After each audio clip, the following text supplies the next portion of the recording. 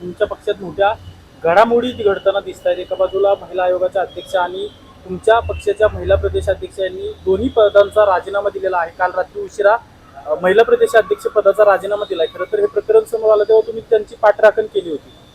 खरं तर आपल्या सगळ्यांना सांगतो की आपण ज्या दिवशी पाडव्याच्या सकाळी माझी मुलाखत त्यावेळेस घेतली त्यावेळेस खरात महाराज तर मी माझा स्वभाव असा की आम्ही कुठल्याच ह्या महाराज वगैरे असले बुवाबाजी आम्ही सगळ्याच्या विरोधात असतो. कारण अजितदादा पवार साहेबांच्या आम्हा सगळ्यांना एक शिकवण आहे.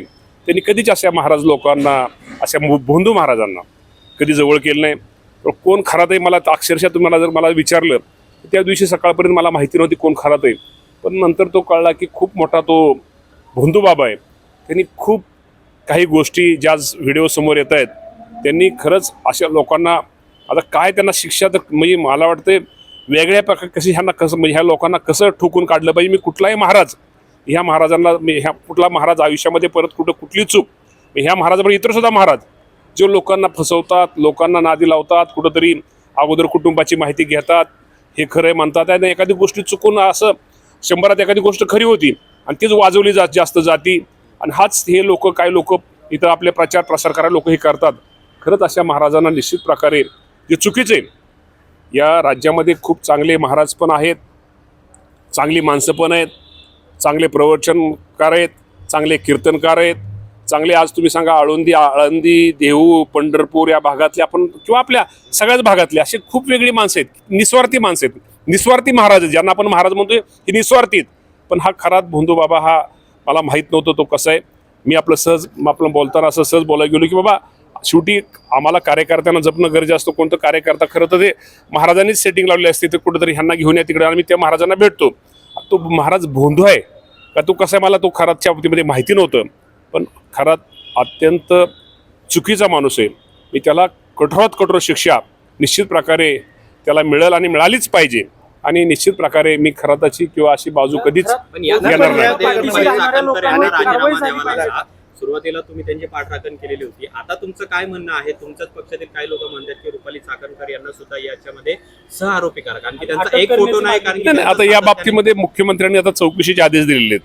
मी या चौकशीमध्ये आता तुम्हाला माहिती आहे की मुख्यमंत्र्यांनी आता ज्या चौकशीमध्ये जे काय बाहेर येईल जे कोण असतील त्या बाबतीमध्ये मुख्यमंत्र्यांनी आमच्या ह्याच्यामध्ये म्हणजे अधिवेशनामध्ये त्यांनी हाऊसमध्ये त्यांनी जाहीर केलेले आहे. तर एकदा राज्याच्या मुख्यमंत्र्यांनी या बाबतीमध्ये जो कोणी ह्या दोषी असतील त्याच्यावरती कठोर कारवाई केली त्यांनी जाहीर केल्यानंतर मुख्यमंत्री हे सर्वोच्च असतात आणि मुख्यमंत्री निश्चित प्रकारे त्याची चौकशी होऊन जे काय त्यात कुणी दोषी असतील मी कोणाचं नाव घेत नाही जे कोण दोषी असतील त्याच्यावरती निश्चित प्रकारे कार्यवाही होईल. नरहरी झिरवळचा पण एक असाच व्हिडिओ बाहेर आला होता त्यावरनं पण वादंग माजलेला आहे. आता कालच त्या बाबतीमध्ये मुख्यमंत्र्यांनी खुलासा केलेला आहे. तो व्हिडिओ खरा खोटा आता मी त्या परत आणि काय तर म्हणाय परत तुम्ही परत माझी ब्रेकिंग न्यूज चाल या बाबतीमध्ये मुख्यमंत्र्यांनी कालच चौकशीचे आदेश दिलेले आहेत. त्यामुळे चौकशी आपल्या सत्य उघड होईल आणि सत्य ऐका ना. राष्ट्रवादीचेच नेते वादात का सापडतायत? एका बाजूला रुपाली चाकणकर असतील, दुसऱ्या बाजूला नरहरी झिरवळ असतील.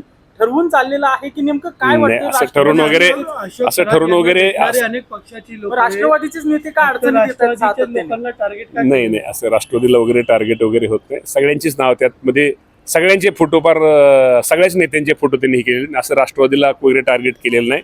असं म्हणणं पण चुकीचं मला वाटतं. राजकीय दृष्ट्या पहिल्यांदा रुपाली चाकणकर आता नरहरी झिरवळ मी एवढंच तुम्हाला सांगतो की राज्याच्या मुख्यमंत्र्यांनी यावरती चौकशी कमिटी बसवली. ह्यात जो कोण दोषी असतील ते व्हिडिओ सगळे चेक केले जातील. आता व्हिडिओ व्हायरल करू नका पण त्यांनी सांगितलेलं आहे. कारण काय असतं की एखाद्या कुटुंब किंवा काय गोष्टीमध्ये त्या गोष्टी काय परत भविष्यामध्ये काय चुकीच्या होऊ नयेत. त्यामुळं निश्चित प्रकारे मुख्यमंत्र्यांनी या दोन्ही गोष्टीच्या बाबतीमध्ये चौकशीचे आदेश दिलेले आहेत. त्यामुळे थोडं थांबा, वाट पहा. त्या बाबतीमध्ये निश्चित प्रकारे त्यात जो कोण दोषी असतील त्याच्यावरती या राज्याचे मुख्यमंत्री कारवाई करतील. आपण सांगितलं की आपल्या पक्षाने कधीच भोंदू बाबांचं समर्थन केलं नाही.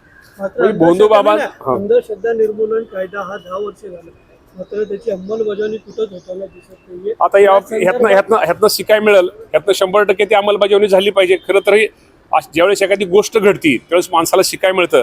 निश्चित प्रकारे शासन या बाबतीमध्ये काळजी निश्चित प्रकारे घेईल आणि या राज्यात जे भोंदू बाबा असतील जे भोंदू बाबा करून जनतेची फसवणूक करत असतील, आमच्या महिला भगिनींची फसवणूक करत असतील यांच्यावरती कडक कारवाई केली जाईल. थँक्यू. एबीपी माझा, उघडा डोळे बघा नीट.